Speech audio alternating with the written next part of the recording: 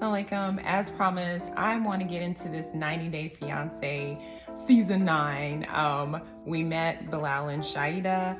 That's kind of the one that's getting a lot of play nowadays.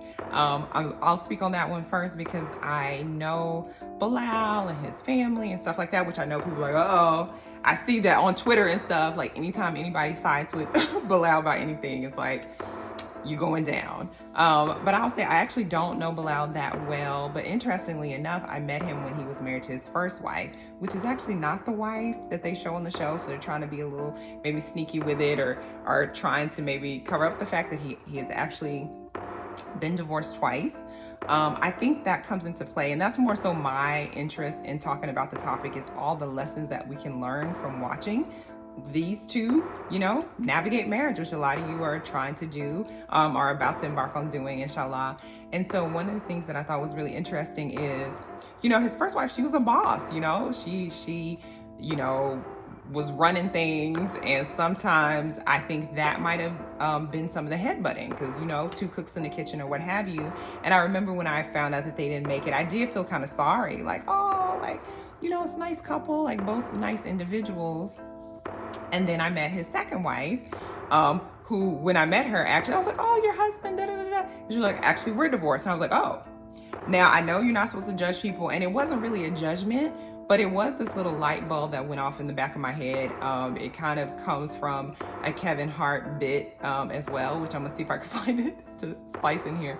But where it's like, okay, the first time, okay, maybe could be the other person. It could go 50-50. But then by the second time, you're kind of like, all right, you guys start looking at, okay, well, what's going on with, the one who's been divorced twice, whether it's the brother or the sister. You just kind of you can kind of start to seeing patterns. So that was kind of something that stood out. And so now as I'm watching the season, I'm like, okay, that makes sense that, he's a real person with real quirks and stuff like a lot of people you find will have.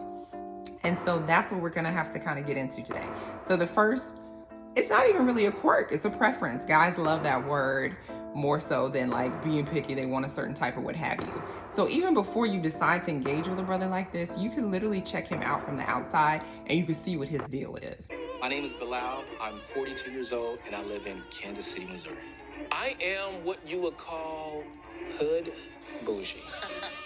Bougie is high maintenance, kind of going just a little bit beyond the norm. Instead of drinking your normal bottled water, you may drink sparkling water. I do appreciate nice things, nice suits, love watches. However, at the end of the day, I didn't grow up in the suburbs. I grew up in the hood. That really makes me who I am. I'm the type of person that's listening to Tupac by driving to Whole Foods. So the fact that he's in all these designer suits and all this type of stuff, he has a watch collection, he has a pristine home, he has a pristine presentation. Now that is his pitch to get women, because they know that women, the love game is very physical and external, right? And so I know he knows that that's a plus that he has. And I think that's why he may be transformed into this type of person after 7 years being single, because he was definitely not that way when I met him before. But alhamdulillah, we've all had evolutions, right? But one of the things that you can foreshadow with pursuing a person like this, like Chilllleeee decided to do, is that they are very big on physical presentation and very big on how things look on the outside.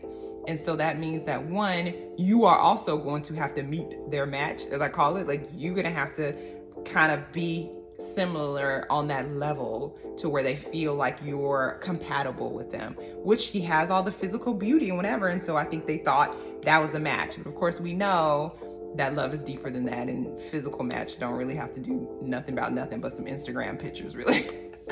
But what it also tells us, or it told me, I used to want to be a therapist. I used to want to study psychology and potentially be a therapist. But now I have most of my best friends are therapists. Some are not.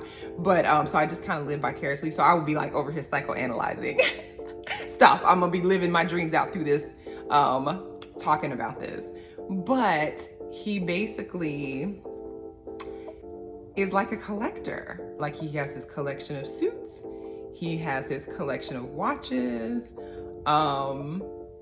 And maybe the next thing that fits on that collector's shelf is a trophy, i.e. trophy wife. I mean, I hate to kind of say that, but that's what I read into some of the challenges that they're finding, is that it's very external. Her in the first clip, which I guess will show, she's, I want to see his house, I want to see his car. You sure did, and you got it. Now you in there. But relationships takes more than that. So this aspect that I'll speak on for today is just the physical features. Is just pay attention to what guys are showing you. And I mean, it looks great from the outside. Oh my God, he got a big house, he got a whatever. But what's gonna come with that? And so that's what you need to kind of prepare yourself for. Do you want to deal with all of that? So that's the first question. We'll keep kind of like dissecting it into little morsels to make it easier for you all to, I guess, for us to discuss and follow along. So what do you think about that? This whole aspect of guys like Bilal, you know, who look good, smell good, dress good, what have you. Are they the catch, or do they come with a catch? Comment below.